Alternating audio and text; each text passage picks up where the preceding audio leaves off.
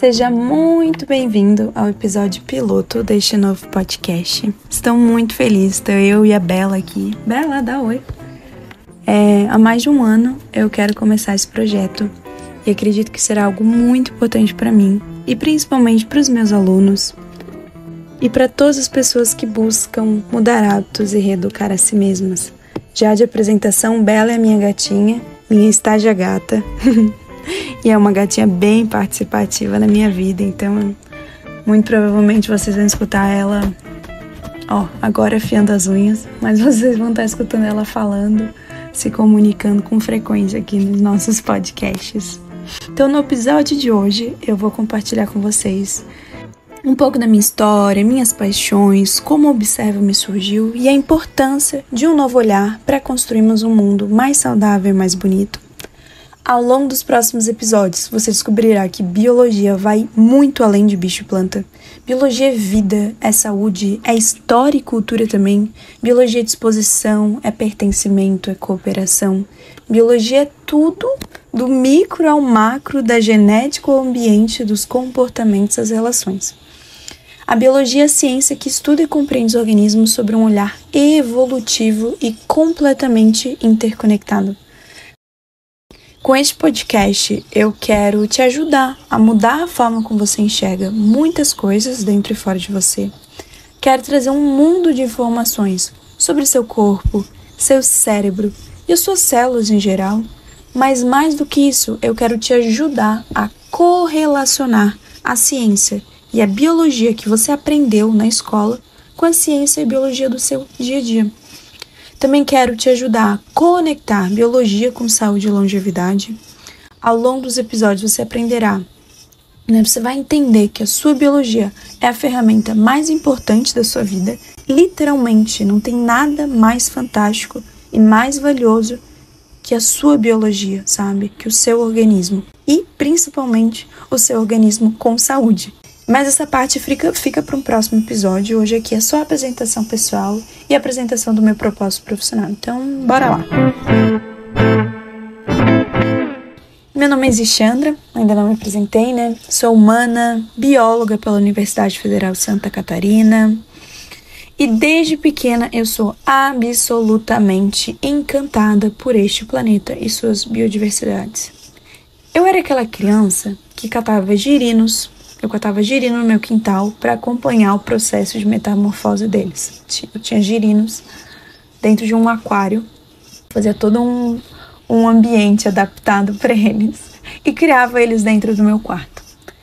Inclusive, quando aparecia pererecas no meu banheiro, a minha mãe dizia que era culpa minha que os meus girinos estavam atraindo outros sapos e anuros em geral, que é esse grupo de sapo, perereca e rã. Enfim, eu era aquela criança que amava aranhas e insetos. Sempre fui extremamente curiosa, a criança dos 1001 porquês. Eu queria entender as coisas a fundo e eu não me contentava com aquelas respostas superficiais, sabe? É assim porque é. Por que sim, Isis? Porque Deus fez assim. Então a minha paixão com a biologia surgiu de uma curiosidade gigantesca em relação ao mundo, dentro e fora de mim. E essa paixão começou muito cedo. Na minha família não tem ninguém que é biólogo. Na verdade, ninguém na minha família fez um ensino superior, sabe? Eu não cresci com referências de mãe, pai ou tios da área da saúde ou da ciência. Mas eu cresci em uma casa com muita natureza. E com ter certeza, essa influência do ambiente, dessa minha interação com a natureza, moldou muito a minha personalidade, moldou muito a pessoa que hoje eu sou. E aí eu descobri, desde novinha, um senso de pertencimento gigantesco na natureza, sabe? Pra mim, natureza era família, era casa. Os bichos, pra mim, era esse senso de família, de amigos, assim, uma coisa assim, muito de pertencimento mesmo, sabe? E além de viver no mato, eu cresci assistindo vários filmes de natureza, sabe? Vários filmes com personagens que conversavam com animais, que tinham uma relação com a natureza de igual para igual, de muita empatia. Então eu fui sempre me identificando com com esse modo de ver a vida. E até hoje tem um filme específico, né, Tarzan, eu choro assistindo a parte em que os gorilas são perseguidos, mortos, sabe, presos por caçadores. Então, desde novinho eu fui criando esse senso de querer proteger a natureza, de querer proteger os animais. E todo mundo, né? Eu acho que todo mundo cresce se encantando pela natureza e querendo proteger os animais. Mas, paradoxalmente, a gente cresce também em uma cultura e uma sociedade que acaba fazendo o oposto e se relacionando com a natureza de maneira insustentável. Então, não é novidade para ninguém que a nossa espécie, né, tá literalmente destruindo a sua própria casa, o seu próprio lar. A gente tem exploração de petróleo, excesso de gases de efeito estufa, poluindo a atmosfera, contribuindo com o aquecimento global. A gente tem esse consumo desenfreado, excessivo, que explora os recursos naturais e cada vez mais limita a quantidade de matéria-prima da natureza. E aí, em consequência, a gente acaba gerando uma quantidade absurda de lixo. E aí temos toda a problemática do plástico nos oceanos, resíduos em geral, não só nos oceanos, mas todos os habitats, perda de biomas, extinção de espécies e por aí vai. Então são vários temas muito preocupantes que envolvem o planeta Terra, né? E aqui eu só estou falando de questões ambientais, mas as problemáticas sociais e todo esse colapso que a gente vive no nosso sistema de saúde, no nosso sistema econômico, caminha de mãos dadas, sabe? Tudo caminha de mãos dadas. Então é muita coisa muito preocupante acontecendo há muito tempo e cada vez agravando mais e mais. E aí, contextualizando, né, agora unindo as pontas, por conta dessa minha paixão pelo planeta e pela natureza e do meu sonho de transformar o modo como a gente interage com o mundo, em 2020 nasceu o Observa-me. E uma pergunta que eu recebo muito é: como, Isis, que você conectou saúde com biologia dessa forma, sabe? Da forma como você conecta. E aí tudo isso começou em 2019. Depois de mais de uma década falando sobre cuidar do planeta e da natureza, eu tive um insight. E esse insight mudou completamente as minhas perspectivas. Foi uma luz, assim, que veio na minha cabeça, que é a seguinte: como podemos esperar que as pessoas amem e respeitem a natureza se culturalmente não aprendemos a fazer isso com a nossa própria natureza individual? Então, repito, como esperar que as pessoas amem e respeitem a natureza se culturalmente não aprendemos a fazer isso com a nossa própria natureza individual? E esse insight foi libertador para mim, porque depois de mais de uma década militando em relação ao meio ambiente, em relação a mudanças de hábitos, eu já estava extremamente frustrada com as pessoas que aparentemente não se interessavam por temas ambientais. Eu era adolescente, ecochata, a problematizadora que não come carne, não usa plástico, não usa produtos testados em animais, não toma Coca-Cola, não bebe álcool, não fuma nenhum tipo de substância, não gosta de ano novo por causa dos fogos de artifícios ou por conta do excesso de lixo que a gente gera, sabe, no ambiente. A mesma coisa em relação ao carnaval. Enfim, eu era a pessoa que sempre ficava problematizando tudo, sabe? E a lista é longa, gente. E eu lembro que nessa época de militante eu pensava assim: cara, os humanos, eles conseguem começar as coisas do jeito errado, sabe? Principalmente em relação ao ano novo. Eu ficava chocada, eu falava: cara, como é que ninguém percebe? As pessoas já começam o ano poluindo o meio ambiente, né? Poluição atmosférica, poluição de oceano, as praias, né, que ficam completamente cheias de resíduos. A gente prejudica muito a vida silvestre, a gente prejudica animais domésticos também por conta dos fogos de artifício. É o excesso de cachaça que o povo já vira o ano, né, colocando etanol pra dentro. Enfim, eu era muito nova e já questionava muitas coisas em relação a muitos hábitos, muitas coisas culturalmente normalizadas. Então hoje eu tenho 28 anos de idade e cada vez mais eu encontro pessoas que são veganos ou vegetarianos por questões de sustentabilidade ética animal. A problemática do plástico, todo o meu TCC foi em cima da questão do lixo nos mares, né? Principalmente plástico e microplásticos. Então é uma pauta assim que eu tenho bastante afinidade, mas está cada vez mais em alta também, infelizmente. Em relação à questão do álcool, mais pessoas estão deixando de beber, se preocupando com a sua saúde mental, investindo em autoconhecimento, etc. Mas pensem que eu comecei essa pessoa esquisita, entre aspas, há 15 anos atrás. Então eu me senti um alien no Brasil. E o que era mais estranho para mim é que o que deveria ser normal, aparentemente era esquisito.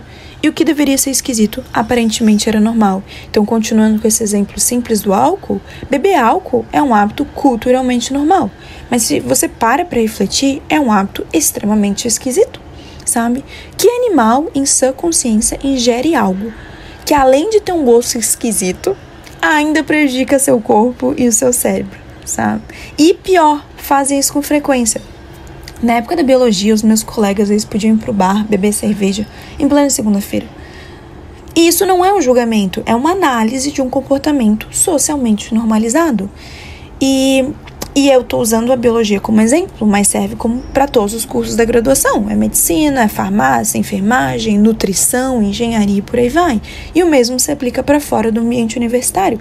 Adultos, de todas as idades, bebem álcool como algo normal. E convenhamos, é esquisito e traz nenhum benefício a curto e longo prazo para as pessoas e nem para o coletivo. Mas aí, voltando para o meu insight, durante muito tempo, nessa época que eu era militante, que eu precisava salvar o planeta, precisava mudar os hábitos e queria chacoalhar as pessoas em relação a isso, sabe? Por favor, sabe? Eu achava que as pessoas não queriam mudar, que ninguém estava nem aí para o meio ambiente, ou que os problemas sociais e culturais que a gente vivia, as pessoas, elas de fato não se preocupavam. Elas diziam que se preocupavam, mas no dia a dia elas não conseguiam ter ações que de fato estavam com concordância, eram coerentes com essa aparente preocupação em relação a tudo isso.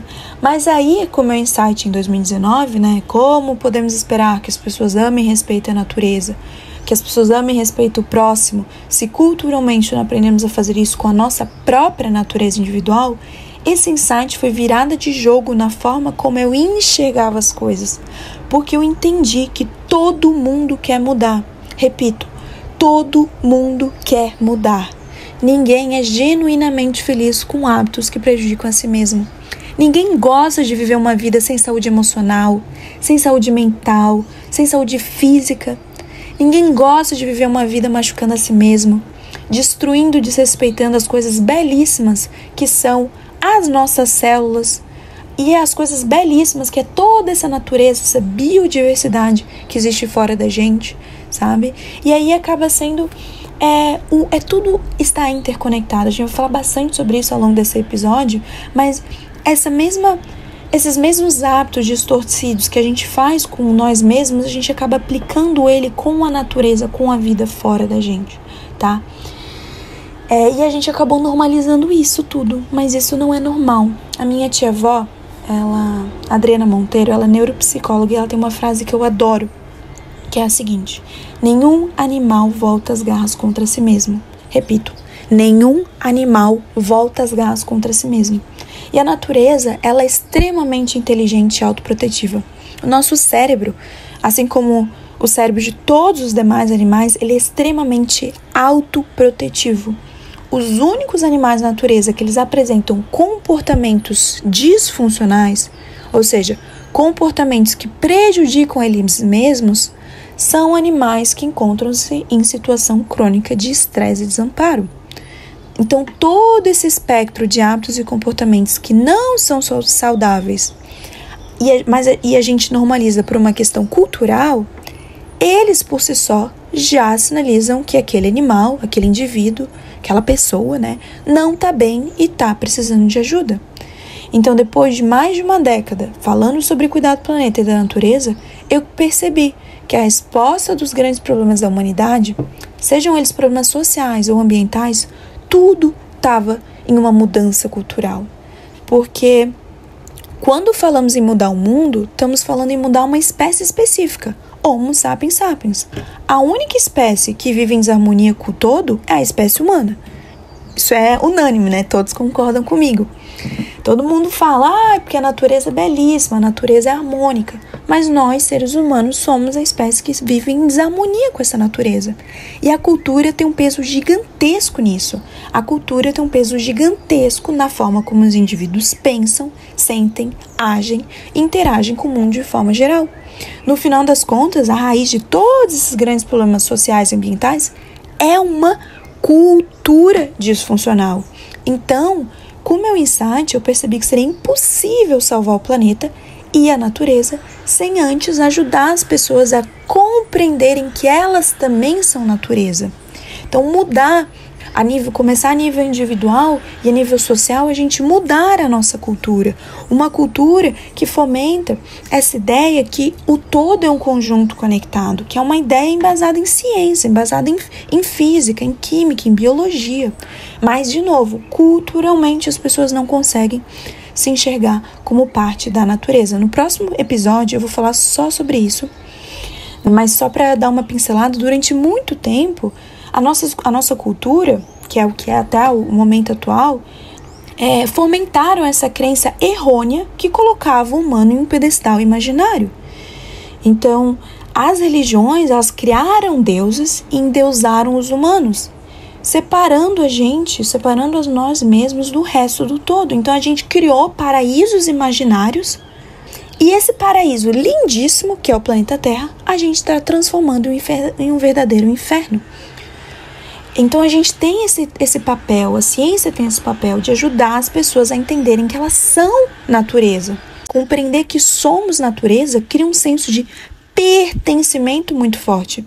As pessoas entendem que a mesma natureza que elas enxergam fora delas, nas florestas, nos rios, nas flores, nos animais, essa beleza é exatamente a mesma beleza que existe nelas mesmas. Os átomos de carbono, hidrogênio, oxigênio, nitrogênio, fósforo, enfim, por aí vai, que compõem o nosso corpo, formam exatamente as mesmas moléculas que compõem todos os seres vivos ao nosso redor. Uma bactéria, um fungo, um protozoário, uma capivara, uma baleia, uma orquídea. Então, a partir do momento que as pessoas entendem que são natureza e que natureza é um ecossistema integrado, elas podem começar a desenvolver um olhar interconectado em relação à vida, em relação à saúde, em relação ao comportamento animal. E aí, comportamento animal, obviamente, entra também os seres humanos. Aqui eu vou cochichar. Caso você ainda não saiba, seres humanos são animais. São primatas. Então, e de novo, grande parte das pessoas não consegue nem compreender que somos animais, que somos primata, por conta dessa cultura. Então, meu trabalho com educação em saúde é sim ajudando meus alunos a melhorar hábitos de sono, nutrição, movimento. A gente vai falar muito sobre hábitos, estratégias de saúde, longevidade ao longo desse podcast.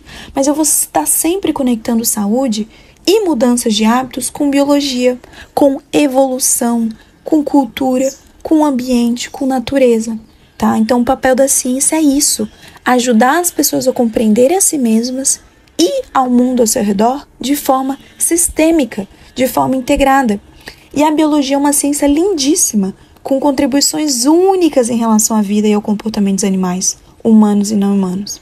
E aí, com o meu insight, então, eu percebi que eu precisava ajudar, para ajudar o mundo, para salvar o mundo, eu precisava ajudar as pessoas a, primeiro, se enxergarem como natureza, e segundo, aprender a cuidar da sua natureza individual, com mais saúde e com mais respeito.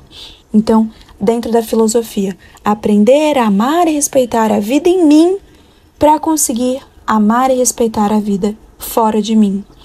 E esse entendimento sistêmico em relação à vida, ao comportamento e à saúde humana traz mais propósito e motivação para as pessoas investirem em reeducar a si mesmas. Se formos olhar, porque se formos olhar para como anda o mundo e esse excesso de demandas que a gente tem no dia a dia, é absolutamente normal a pessoa não ter motivação para mudar. Até porque o nosso cérebro, ele é o tio Patinhas da economia energética. Ele gosta de manter as coisas como estão. E isso também, tem todo um contexto evolutivo. Mas a gente precisa fazer esse esforço ativo em direção à mudança. mudar nossa mentalidade, rever nossas crenças, nossos hábitos e comportamento em geral. Só assim podemos mudar o mundo e proteger a natureza. Então, transformar nossa biologia, isto é, nossa saúde física, mental e emocional, é uma jornada constante e contínua, mas uma jornada essencial para a nossa saúde, para a nossa longevidade, como também para a saúde e para a longevidade do mundo ao nosso redor. Então é isso. Acho que esse episódio piloto já deu uma boa pincelada sobre mim, o observo-me e a forma como vejo o mundo. E nos encontramos no episódio 1 da nossa série Transformando Sua Biologia. Abraços e uma ótima semana a todos.